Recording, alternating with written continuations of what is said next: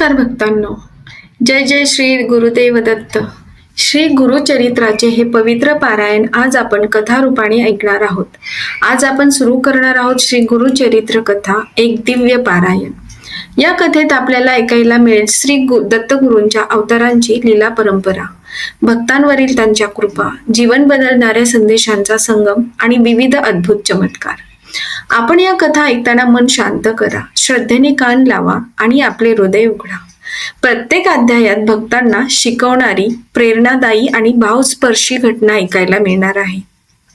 जो जपतो, जो श्रद्धेने ऐकतो, त्याचे संकट दूर होते, पाप क्षालन होते, घरात शांती, समाधान आणि आरोग्य येते.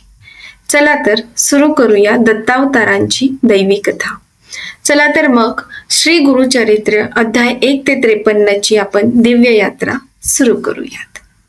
श्री गुरुचरित्र कथा भाग 1 अध्याय 1 ते 10. अध्याय 1. नैमिषारण्यातील ऋषी व सुनंदा मुनी. नैमिषारण्य पवित्र वन. असंख्य ऋषी तिथे यज्ञ करत बसले होते. पण त्यांच्या मनात एकच प्रश्न होता, कलियुगात लोकांची अवस्था खालावेल तर त्यांच्या उद्धारासाठी कोणता मार्ग? तेव्हाच सूत मुनी आले आणि म्हणाले, ऋषींनो, दत्तगुरूंचे चरित्र म्हणजे अंधारातील प्रदीप आहे. ज्यांनी ते ऐकले, वाचले, त्यांनी जन्मजन्मांतराची पापे जाळली. त्यांनी गुरुचरित्र सांगण्याचे आश्वासन दिले आणि कथा सुरू झाली. अध्याय 2. श्रीपाद श्रीवल्लभांचा जन्म. आंध्रातील पिठापूर येथे ब्राह्मण दामोदर पंत व सुमती माता राहत. घरी मुलं नव्हती, दुःख होतं, तरीही त्यांची श्रद्धा मोठी होती. एकदा सुमती मातेला स्वप्नात तेजस्वी प्रभू भेटले आणि म्हणाले, मी तुझ्या घरी पुत्र रूपाने अवतरणार आहे. काही महिन्यांनी श्रीपाद श्रीवल्लभांचा जन्म झाला. लहानपणापासूनच अद्भुत लक्षणे होती त्यांच्यात. जन्मताच त्यांना वेदांचे ज्ञान, त्यांच्या चरणावर दिव्य चिन्ह, डोळ्यातून करुणा आणि तेज हे सगळं झलकत होतं. लोक म्हणू लागले, हा तर स्वयं श्री दत्तात्रयाचाच अवतार. अध्याय 3. काशीतील घटना. श्रीपादांनी काशीला जायचे ठरवले. वाटेत अनेकांना मनोकामना पूर्ण केल्या. काशीत त्यांनी विद्याधर ब्राह्मणाला पापातून मुक्त केले. विद्याधराने चोरी केली होती म्हणून त्याला कोढ झाला होता. श्रीपाद म्हणाले, पश्चाताप हा सर्वोत्तम प्रायश्चित. सत्य स्वीकार आणि मुक्त हो. क्षणात त्याचा रोग नाहीसा झाला. अध्याय 4. नागसर तीर्थ. श्रीपाद श्रीवल्लभ पुढे नागसर तीर्थ येथे आले. तिथे एक अवघड समस्या होती. एक राक्षस पर्वताच्या वाटेत लोकांना मारत असे. लोक घाबरून गेले होते. श्रीपाद त्या वाटेनेच चालले होते. राक्षस आला, पण श्रीपाद स्मित करून म्हणाले, तुझे पुढचे जन्म साधू होण्याचे आहेत. आज मी तुला मुक्त करतो. फक्त त्यांच्या दर्शनाने राक्षसाचे पाप क्षीण झाले आणि आत्मा मुक्त झाला. अध्याय 5. जनार्दन पंडितांची कथा. स्वामींचे आणखी एक महान भक्त जनार्दन पंडित. ते झोपे गेले असता रात्रभर त्यांच्या जागी गुरुदेवाचे तेजस्वी रूप पूजा करत असे. राजाला वाटले, हा ब्राह्मण झोपतो, मग दरबारात दिव्य चरित्र कोण दाखवतो? एके दिवशी राजाने पाहिले, जनार्दन झोपलेले, पण त्यांच्या जागी श्री दत्तगुरु स्वयंपूजा करत होते. राजा नम्र झाला आणि श्रीपाद म्हणाले, माझा भक्त माझं स्वरूप आहे, त्याची सेवा म्हणजे माझीच सेवा आहे. अध्याय 6. भस्म राक्षसाचा वध. एका ब्राह्मणाने चुकून काळ्या तंत्र मार्गाचा अभ्यास केला. त्यातून भस्म राक्षस नावाचा क्रूर दैत्य जन्माला आला. तो लोकांना जाळू लागला. गावकरी घाबरले. श्रीपाद त्यांच्यापाशी आले आणि म्हणाले, भिवू नका. सत्य आणि धर्माच्या मार्गावर चालणाऱ्यांना मी कधी सोडत नाही. स्वामींनी मृदू प्रसादाचे कण वाऱ्यावर फेकले. ते कण राक्षसावर पडताच तो भस्म झाला. अध्याय 7. गंगापूजन व ब्राह्मण सेवा. एका ब्राह्मणाला मुलगा नव्हता. दुःखाने तो स्वामींपाशी आला. श्रीपाद म्हणाले, धर्म म्हणजे दान, सेवा आणि सत्य. पाप क्षीण झाले की सुख मिळते. त्यांनी सांगितल्याप्रमाणे ब्राह्मणाने सेवा केली आणि लवकरच त्याला पुत्रप्राप्ती झाली. अध्याय 8. जळगावातील गाय संकट. एका गावात ब्रह्माने चुकून गायेला मारले. गावात अशांती निर्माण झाली. त्या ब्राह्मणाच्या पापाचा घडा भरत आला. गाय तोडून पडलेली. सगळे दुःखी झाले. श्रीपाद तेथे आले आणि म्हणाले, गाय म्हणजे पृथ्वीचा आधार.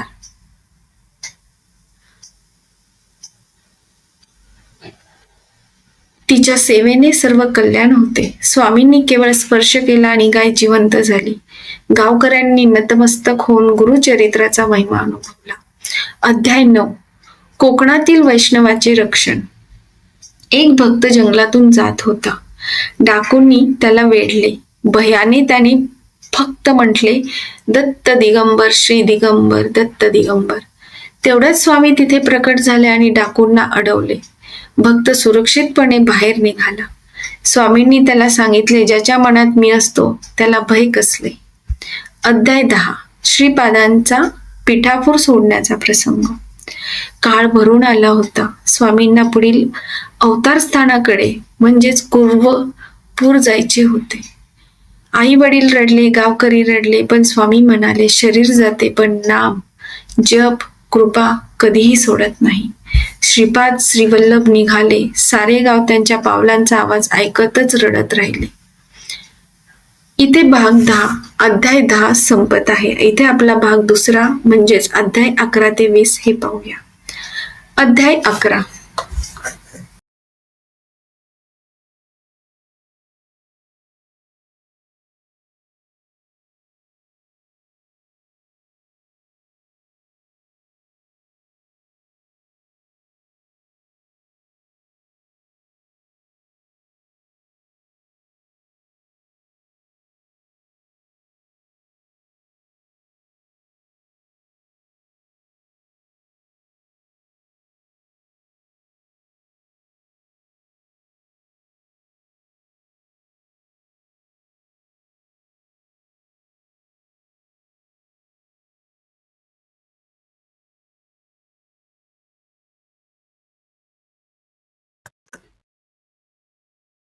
अध्याय 11. कुरवपूरकडे प्रवास. श्रीपाद श्रीवल्लभ पिठापूर सोडून पुढे निघाले. वाटेत जंगल, डोंगर, नद्या, पण जिथे पाय गेले तिथेच भक्त जमा झाले. कुरवपूर नदी किनारी एक पवित्र आणि साधं गाव. तेथे श्रीपादांनी आपले वासस्थान ठरवले. भक्त धावून येऊ लागले. अनेकांनी दूरदृष्टी, समाधान, मन शांती, आजारातून मुक्ती मिळत गेली. अध्याय 12. अन्नदानाची दिव्य लीला. कुरवपुरात रोज हजारो लोक भेटायला येत, पण स्वामींना एक गोष्ट रोज महत्वाची वाटे, अन्नदान. एकदा गावात अन्न कमी होतं. भक्तांनी विचारलं, स्वामी इतक्या लोकांना काय देऊ? श्रीपाद म्हणाले, विश्व चालवणारा दत्तात्रय भुकेल्या पोटाला रिकामे कसे पाठवेल? तेवढ्यात लहान मुलगा आला आणि म्हणाला, आईने पाठवलेली थोडी भाकरी आणि भाजी आहे. स्वामींनी ती अर्पण केली, प्रसाद घेतला आणि क्षणात अंगण भरून जेवण तयार झाले. सहस्त्र लोकांनी तृप्तीने भोजन केले. अध्याय 13. गंगामाई प्रकट होण्याची घटना. एक ब्राह्मण रोज गंगा स्नान केल्याशिवाय काही खात नसे, पण कुरवपुरात गंगा नव्हती. तो दुःखाने म्हणाला, गंगामाई नाही, मग मी कसा जगू? श्रीपाद हसून म्हणाले, भक्तीत श्रद्धा असेल तर गंगामाई स्वतः येते. स्वामींनी जमिनीवर पाय ठेवला आणि त्या पावलातून ठशातून निळसर पवित्र थंड पाण्याचा उगम झाला. ब्राह्मण गुंग झाला, हे तर गंगाजल.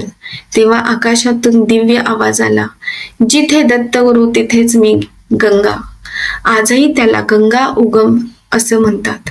अध्याय 14. व्याघ्रावरून नदी पार. एकदा एक भक्त आपल्या आजारी मुलाला घेऊन स्वामींपाशी येत होता. रात्री अंधार, जंगल, पाऊस आणि वाटेत एक प्रचंड व्याघ्र. भक्त घाबरला, पण म्हणत राहिला, श्री दत्त दिगंबर, दत्त दिगंबर, दत्त दिगंबर. तेवढ्यात वाघ शांत झाला. त्याची नजर भक्तावर नव्हे, काहीतरी दिव्य दर्शनावर होती. भक्ताला जाणवलं, स्वामी व्याघ्राच्या रूपात माझे रक्षण करायला आले. तो व्याघ्र पुढे पुढे पुढे गेला, नदीकाठी गेला. भक्त व मुलाला त्याने नदी पार करून दिली आणि जंगलात अदृश्य झाला तो व्याघ्र. अध्याय 15. यवन राजाचा अहंकार भंग. एक यवन राजा गुरुभक्तांना त्रास देत असे. लोक कुरवपूर सोडून जात होते. श्रीपाद त्या राजाकडे गेले. राजा हसला, तू कोण मला शिकवणारा?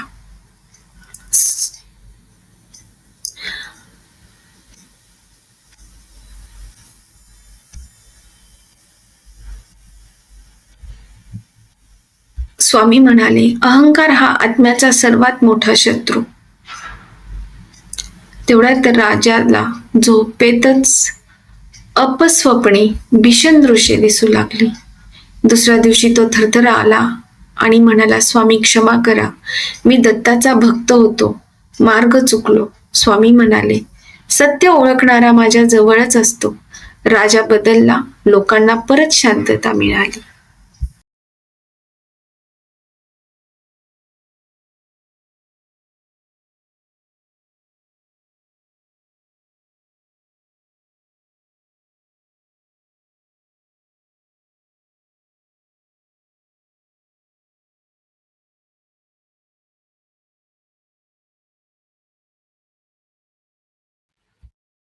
अध्याय 16. महागायत्री उपदेश. कुरोपुरात एक तरुण साधू दीर्घ साधना करू इच्छित होता.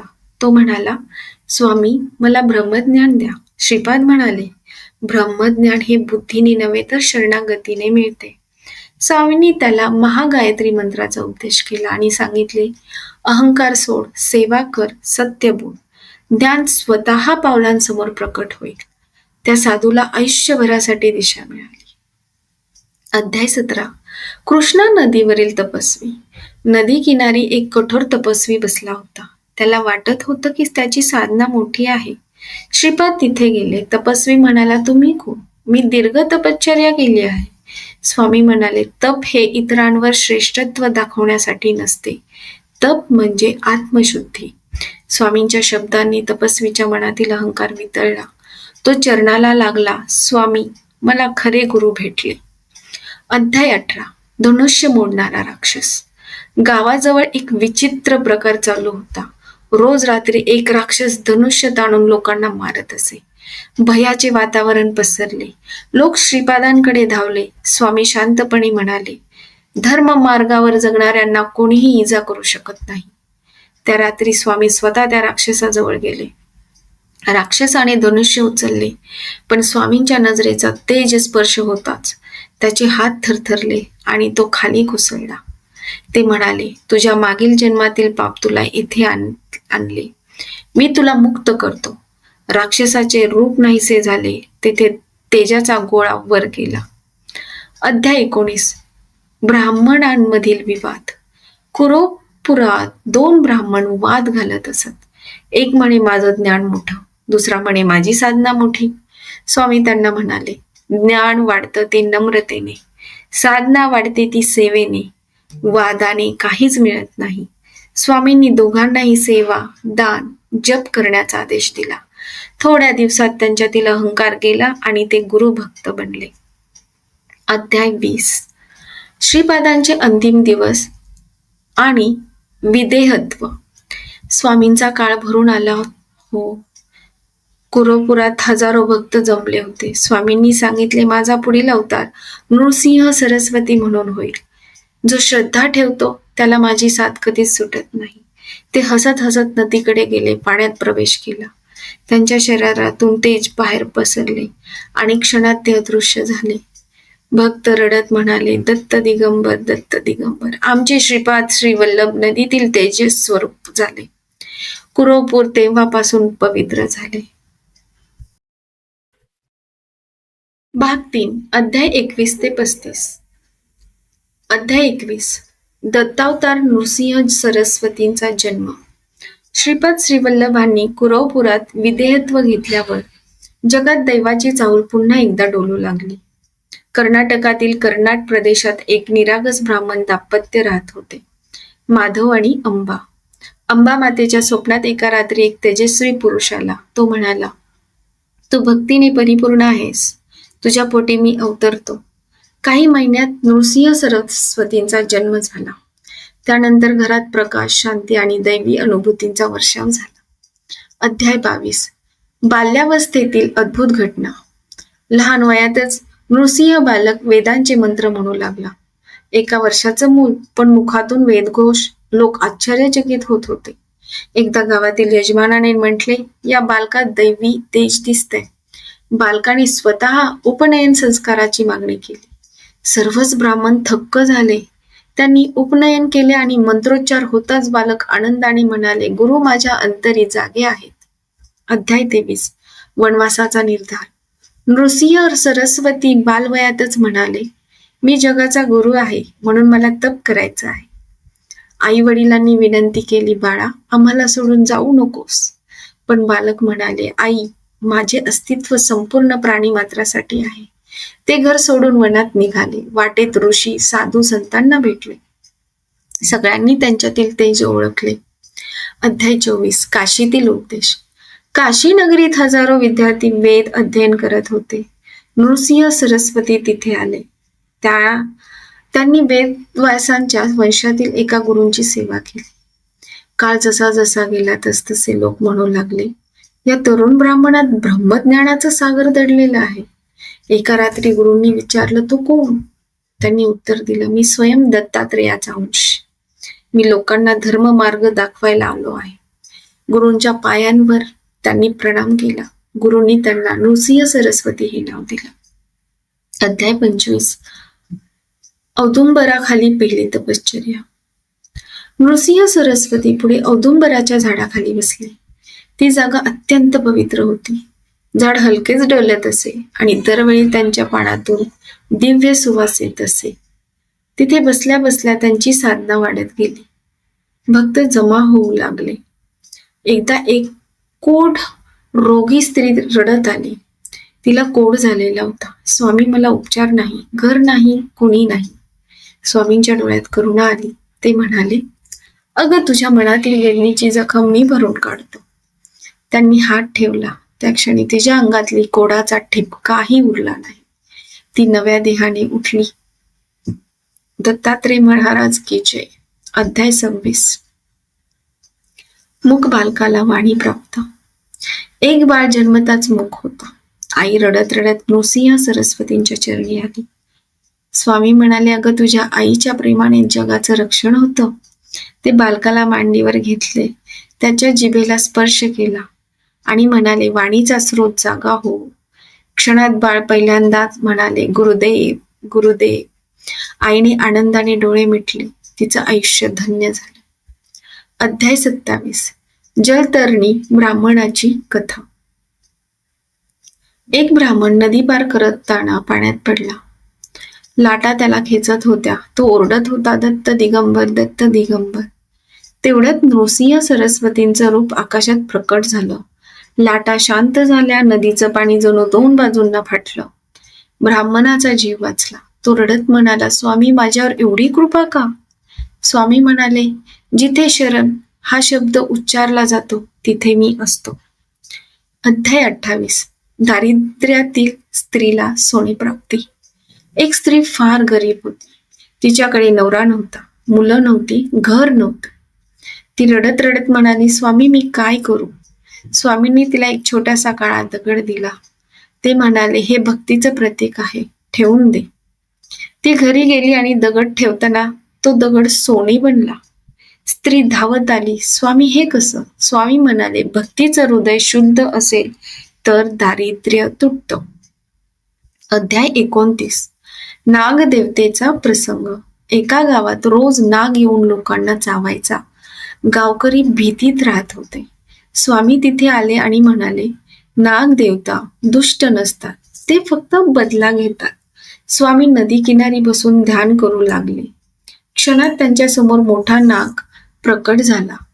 तो फण्या पसरून उभा राहिला. स्वामी म्हणाले, जेव्हा लोक सत्य व धर्म सोडतात तेव्हा पृथ्वीचे रक्षक नाराज होतात.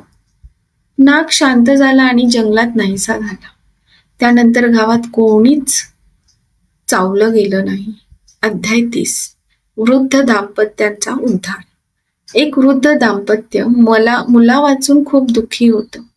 त्यांनी स्वामींना विचारलं, आम्ही जीवनात काय चूक केली आहे? स्वामी म्हणाले, सेवा केलीत का? दान दिलत का? राग धरला का? दोघांनी आपली चूक मान्य केली. स्वामी म्हणाले, मन शुद्ध असेल तर उशीर जरी झाला तरी कृपा ही होतच राहते. काही महिन्यात त्यांना एक सुंदर मुलगा झाला. ते दोघे स्वामींच्या चरणी शरण आले. अध्याय 31. धडधडत्या जंगलातील लीला. एकदा नृसिंह सरस्वती गरुडेश्वराच्या जंगलात होते. तिथे वनदाह झाला. जंगलातली जनावरं पक्षी जीव घेण्यात अडकले. स्वामी नदीकाठी उभे राहून म्हणाले, अग्निदेव शांत हो. आणि आश्चर्य, वणवा थांबला. जंगलात जिथे स्वामी उभे होते तिथे एकही पान जळलं नाही. अध्याय 32. पापी व्यक्तीचे रूपांतर. एक व्यक्ती चोरी, दारू, पाप यात बुडालेली होती. तो स्वामींना म्हणाला, मी का जगतोय? स्वामी म्हणाले, तुझे पाय चुकीच्या दिशेने गेले, पण मनातली जाणीवच तुझं उद्धार करेल. त्यांनी त्याला जप, दान आणि आचमन सांगितलं. काही महिन्यातच तो बदलून गेला. तो गावात अन्नदान करू लागला. लोक म्हणू लागले, दत्त कृपेने पापी साधू बनला. अध्याय 33. वेदांचा उपदेश. नृसिंह सरस्वतींनी अनेक शिष्यांना वेद, उपनिषद, शुद्ध आचरण यांचा उपदेश केला. स्वामी म्हणाले, ज्ञान तेच जे आयुष्य बदलतं, उपदेश तेच जे अहंकार कमी करतं. शेकडो ब्राह्मण त्यांच्याकडून शिक्षण घेऊ लागले. अध्याय 34. गर्भवती स्त्रीचे रक्षण. एका गर्भवती स्त्रीला प्रसंगी नदी पार करायची वेळ आली. पूर प्रचंड होता. ती रडत होती, स्वामी माझ्या मुलाचं रक्षण कर. स्वामी नदी किनारी आले. त्यांनी तिच्या पोटावर हात ठेवला आणि म्हणाले, या जन्मात तुझं बाळ माझा भक्त असेल. स्त्री पाण्यात गेली आणि नदीचे पाणी घंटेच्या नादासारखं शांत झालं. तिने सुरक्षितपणे नदी पार केली. अध्याय 35. नृसिंह सरस्वतींची दुसरी तपश्चर्या. स्वामी पुढे परळी वैजनाथ येथे गेले. तेथे त्यांनी तीव्र तप केलं. 3 दिवस ते उपवास करून बसत. कधी कधी नदीच्या पाण्यावरही ते समाधीत राहत. भक्त त्यांच्या दर्शनासाठी गर्दी करू लागले. स्वामींचा तेज दिवसेंदिवस वाढत होतं. लवकरच त्यांच्या पुढच्या स्थानी त्यांना जायचं होतं.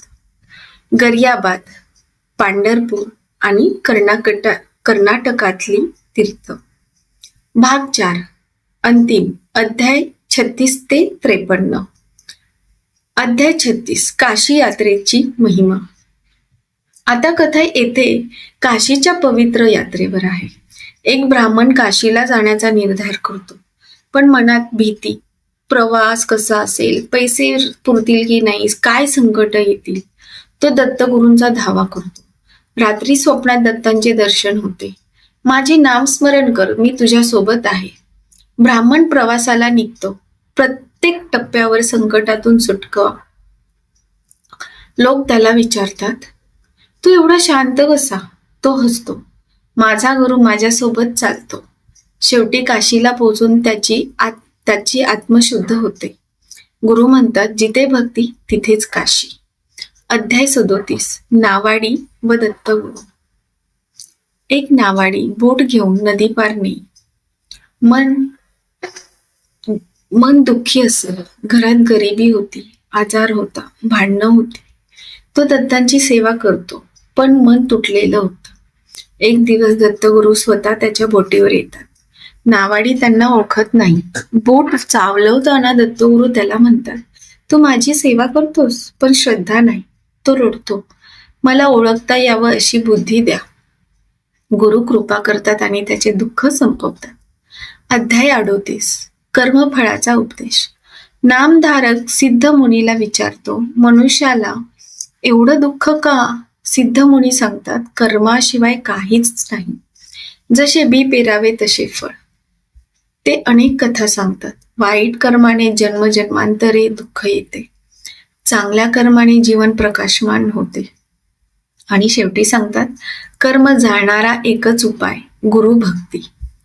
अध्याय 39. वेद, शास्त्र आणि गुरुकृपा. सिद्ध मुनी वेदांचा रहस्य सांगतात. ज्ञान मिळवायचे असेल तर 10 वर्ष अध्ययन पुरेसे नाही, पण गुरुकृपा एक क्षणात हृदय परिवर्तन करते. ते एक कथा सांगतात. एका विद्यार्थ्याने 100 ग्रंथ वाचले पण नम्रता नव्हती. दुसरा विद्यार्थी फक्त गुरु हा एक शब्द म्हणत होता. शेवटी पहिला अहंकारामुळे अपयशी झाला, दुसरा भक्तीमुळे सिद्ध झाला. अध्याय 40. दरिद्र ब्राह्मणाची कथा. एक ब्राह्मण अतिशय गरीब, दिवसाला एक वेळ खायला, पण श्रद्धा प्रचंड. तो दत्तगुरूची उपासना करतो. एक दिवस दत्त 3 रूपात येतात, यती, योगी आणि भिक्षुक. ब्राह्मण त्यांना अर्धा जेवण देतो आणि स्वतः उपाशी राहतो. गुरु प्रसन्न होतात. तू देणे शिकलास म्हणून तुला मी संपत्ती देतो. त्या क्षणापासून त्याचे घर अन्नपूर्णा झाले. अध्याय 41. धर्मपद व पापाची कथा. या अध्यायात सिद्ध मुनी सांगतात, मानव धर्म मार्गावरून भटकतो कारण लोभ, राग, मत्सर, भय, अहंकार. ते सांगतात जीवन पवित्र ठेवणारा एकच मार्ग सत्य, दया आणि गुरुचरण स्मरण. अध्याय 42. दत्तगुरूंचा भीमा नदी काठचा प्रसंग. भीमा नदी काठी एक भक्त दत्ताचं नामस्मरण करत बसलेला. लोक हसतात. दत्त तुला काय देणार? तेवढ्यात नदीमधून एक मुलगा बुडतो. सगळे घाबरतात. भक्त धावत जातो. दत्त माझे रक्षण करा. नदी शांत होते. मुलगा वाचतो. हे पाहून संपूर्ण गाव दत्त भक्त बनतं. अध्याय 43. दत्तगुरूंचे अद्भुत रूप. येथे सिद्ध मुनी दत्तांचे त्रिदेव स्वरूप सांगतात. ब्रह्मा निर्मिती, विष्णू पालन, महेश संहार. ते म्हणतात जो गुरुचे दर्शन घेतो तो स्वतःला विसरतो आणि ब्रह्मचैतन्य अनुभवतो. अध्याय 44. श्रीपाद श्रीवल्लभ यांचा महिमा. आता कथा येते पहिल्या अवतारावर म्हणजे श्रीपाद श्रीवल्लभ. पितृदोष, आजार, दुःख, ग्रहबाधा ही सारे त्यांच्या नावानेच नष्ट होत. ते कुरवपुरात बसून लोकांचे दुःख दूर करत. पाण्यात पडलेल्या व्यापाऱ्याला वाचवणे, अंधांना दृष्टी देणे, गरिबांना अन्न देणे हे त्यांचे लीलाच होत्या. अध्याय 45. नरसिंह सरस्वती अवताराची कथा. दुसरे अवतार नरसिंह सरस्वती, त्यांचा जन्म, त्यांचे तप आणि 12 वर्षांचे मौन व्रत हे सर्व अत्यंत दिव्य आहे. ते ब्रह्मज्ञान देत फिरत होते. त्यांचे 2 वाक्य प्रसिद्ध होते. अन्नदान श्रेष्ठ, गुरुशिवाय ज्ञान नाही. अध्याय 46. वृद्ध माता पित्यांची सेवा. या अध्यायात एक अत्यंत सुंदर शिकवण आहे. एक माणूस आपल्या वृद्ध पालकांना त्रास देतो. नरसिंह सरस्वती त्याला भेटतात आणि सांगतात पालक म्हणजे जिवंत देव, त्याची सेवा म्हणजे माझीच सेवा. तो माणूस परिवर्तन होतो, घरात शांतता येते. अध्याय 47. रोग निवारण लीला. एक स्त्री तिच्या मुलाच्या आजारासाठी दत्तगुरू धावा करते.